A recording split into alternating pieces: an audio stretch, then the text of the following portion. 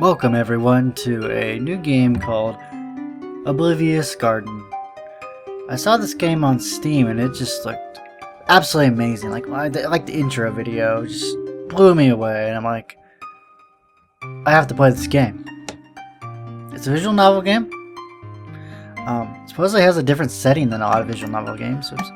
It's kind of more medieval, not really kind of a modern setting, I guess, but you know what? I think that'll be a good breath of fresh air, honestly. So, let's get going. Start a new game.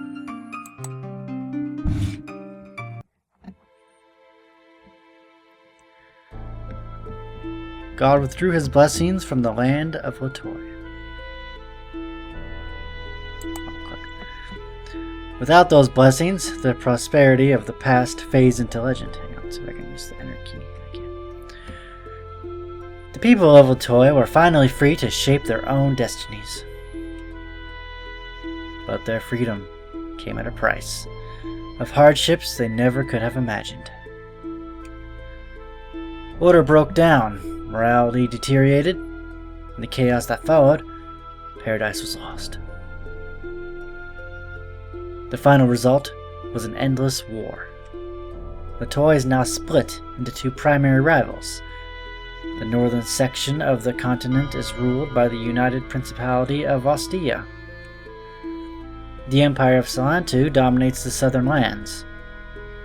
The wars between these two superpowers and their smaller neighbors never end. Emperor Paracchio, ruler of Salantu, sits in his palace and schemes to restore his people's faith in God by extending his border to cover all of Latoy. The hero of the people, Erel Rice, is the nephew of the Emperor and a genius tactician.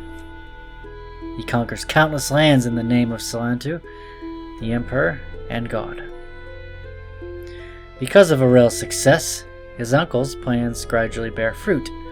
As Salantu's armies conquer its neighbors, the people's faith in God and in their Emperor's divine right to rule grows ever stronger.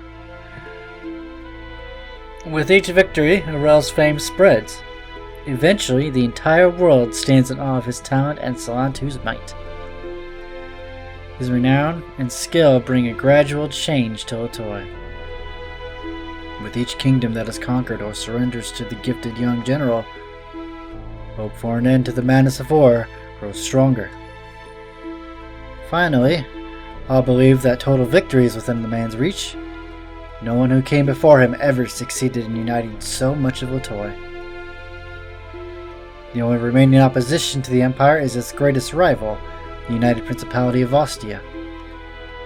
At the Emperor's command, Erel Rice turns his gaze northward and marches on Vostia. Victory after victory convinces the world that not only is this man a genius, but that he has the blessings of God upon him. Even the strongest fortress in all of Latoy, the pride of Vostia, is no match for his tactical cunning. One by one, Vostia's defenses fall. Its southern border shrinks in conjunction with Salantu's expanding northern border, until at last, Erel Rice's army stands at the gates of Vostia's capital. This will be the last battle. Night has fallen. Unable to sleep, Erel Rice whittles away the night staring at the enemy's last fortress and plotting its demise. General, you're going for a walk? Yes. This will be the final battle. Can't leave anything to chance. I must be alone to think. I must be sure I haven't missed even the slightest detail. Sir, please allow me to accompany you. I will be fine alone. But sir, the scouts have reported that small groups of enemy troops are still patrolling these woods. Hang on. Can I change the speed? I can. Let's do really fast. Okay. Oops. Oh, stop. Okay. Oh. If I have need of you, I will call. Until then, stay at your post, soldier. Sir. After bidding the lookouts good night, I walk up the hill behind the campsite. Out here, without the campfires to ruin my night vision, the sky is filled with stars. As I stand quietly and gaze up at the sky, I hear a muffled noise from a nearby bush. Who goes there? Under the dim starlight, a slim figure jumps out from the bush and flees to the north. You, halt! I rush forward. Reaching out, I manage to grasp his shoulder. Please, I'm just a refugee. I don't have anything of value left to steal. Don't kill me. You're a civilian. A refugee, you say? Thousands have been displaced by the hardship of war. This woman is obviously one of them. Her voice is hoarse with the kind of terror that can't be faked. What brought you here? I'm just fleeing from the war. I don't even know where here is. I just keep running northward. My home was destroyed. I'm just trying to find a place where it's safe to hide. You don't have to be afraid. I'm a soldier and I will not harm you. A soldier, praise God! The army of Ostia has finally arrived to save its people. No, I'm a soldier of Salantu. Looking more closely at this woman with her torn, dirty clothes and her early signs of malnourishment, I can't help but be aware of what Salantu army has to cost the people of this country. Fear not, we do not harm civilians. Bastard! You're all bastards!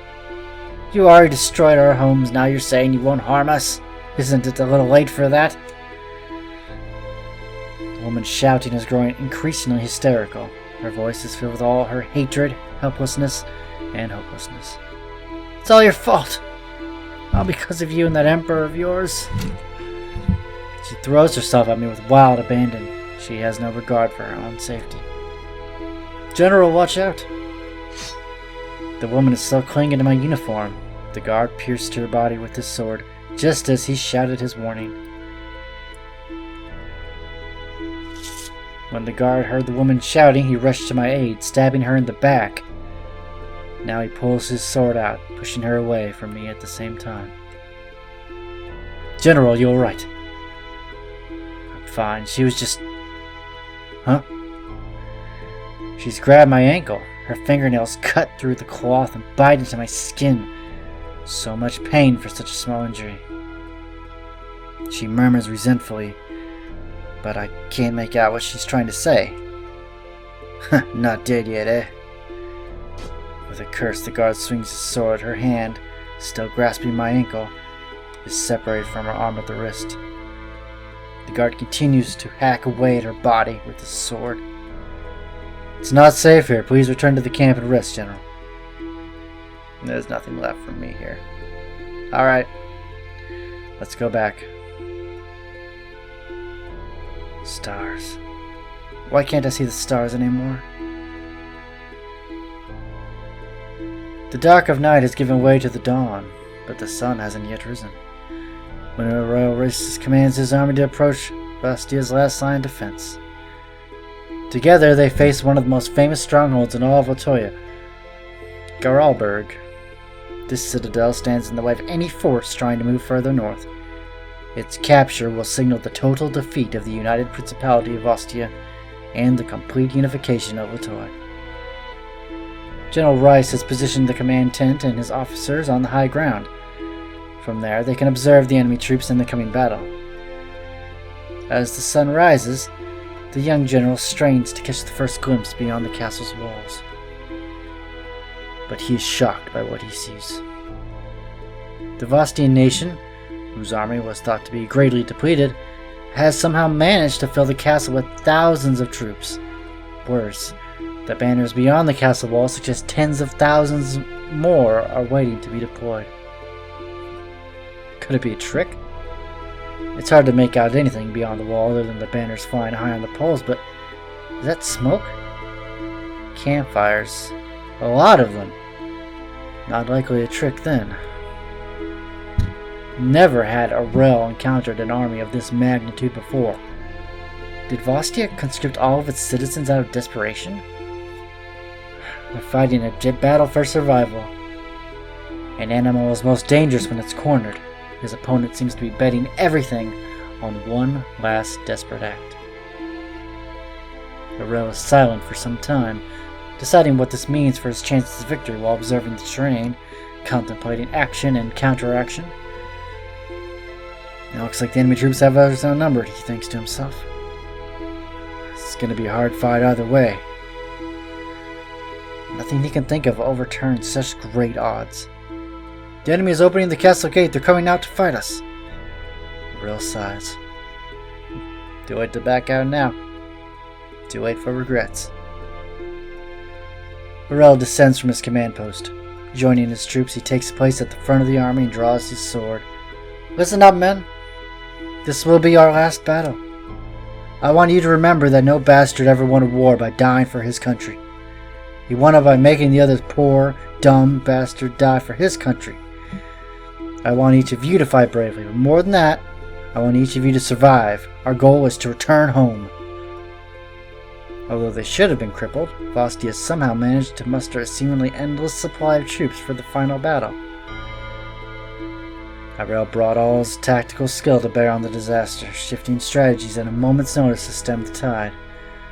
Although he was successful in repelling countless waves of attackers, the outcome of the battle was clear to him from the start. After more than a month of bloodshed, the siege of Geralberg ended in the defeat of Arel Rice. What was left of Salantu's once proud army returned home, not in glorious victory as their empire expected, but hounded by the shame of defeat. Arel, badly injured in the fighting, was carried back to the capital by his subordinates. At the same time, the news of his failure was spread across Latoy. It didn't take long for the fragile piece Arel had carved with steel to devolve into the madness Latoy had become accustomed to. The smaller countries that had once surrendered rose in rebellion once more. Many feudal lords, hungry for their share of the now crippled empire, began to carve out new kingdoms as well. The nobility of Salantu condemned Arel. There were calls daily for the empire to execute their once beloved hero. But Emperor Parashio ignored the will of his nobles. Through a combination of political and social maneuvering, he claimed he calmed their bloodlust. He publicly denounced Arel, stripped him of his titles, and relieved him of command. Finally, he exiled his nephew from the capital so that over time the people would forget their failed general. 3 years go by, and then the Emperor summons Arel to the palace again. Arel Rice, what do you have to say for your failure at Vostia? Your Grace, I only ask your mercy towards the soldiers who fled the field of battle. Our failure at Geralberg was my fault. I did my best, but it wasn't enough. Do you really think reminding me that your best just wasn't good enough will help your cause now? Please, your Grace. I am willing to sacrifice myself in exchange for your forgiveness towards my former soldiers.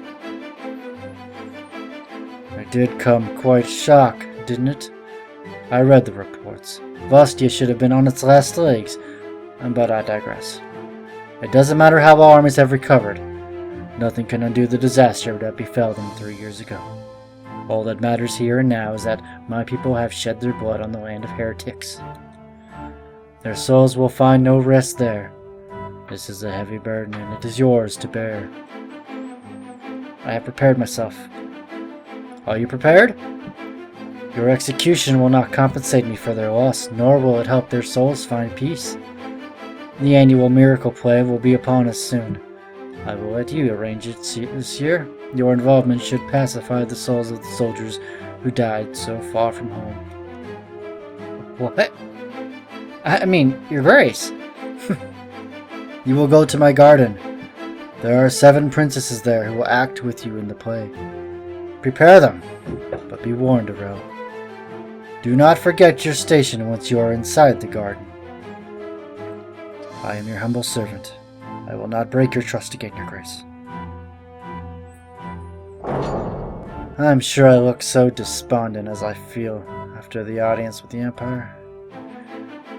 I have been given an opportunity to redeem myself, but not in any situation I'm familiar with. One of the princesses among the 7 is the Emperor's concubine, likely to whisper my every move right into Parshio's ear. This prison is called the Oblivious Garden. Those who live inside it are required to forget their past to become the Emperor's loyal pets. Oblivious to the past, oblivious to the outside world, living only in the present, just as its name implies. Will I allow it to change me like that? There's probably no way to salvage the ruin I've made of a toy. After I enter the garden, there won't be any hope of salvaging myself either. But if the Emperor says that performing in the miracle play will give peace to the restless souls of many men, if there is a God watching over this land, over this country, watching, I pray that you bestow your blessing on us all. But most importantly, I pray that you lead my fallen soldiers, along with all those who have died in the endless wars, to peace. If the miracle play will bring them peace, then I must fulfill my duty with honor.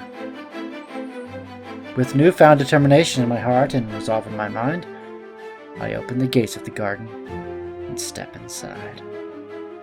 What awaits us in the garden? Well, I think we're going to find out next time on the Oblivious Garden. Take care.